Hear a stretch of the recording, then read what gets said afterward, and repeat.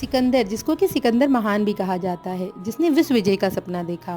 लेकिन आखिर ऐसा क्या हुआ कि भारत पर आक्रमण करने के बाद उसको अपने विश्व विजय रथ को रोकना पड़ गया।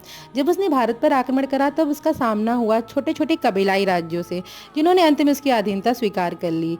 तक्षशिला के राजा आम्भी ने उससे दोस्ती का हाथ आगे बढ़ा लिया और राजा पोरस ने उसके साथ युद्ध किया, लेकिन वो भी युद्ध में अंत में पराजित हुए और उन्होंने उसकी अधीनता स्वीकार कर ली। लेकिन अब सिकंदर की सेना ने ही व्यास नदी को पार करने से इनकार कर रखा, क्योंकि उन लोगों ने सुन रखा था गंगा नदी के पार नंदों के बारे में, जिनके पास एक शक्तिशाली सेना थी जिसमें कि हाथियों की एक बड़ी संख्या थी।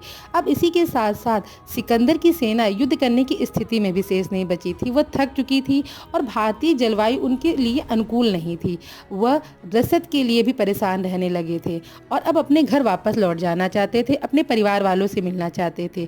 इसलिए उन्होंने आगे युद्ध करने से इनकार कर दिया और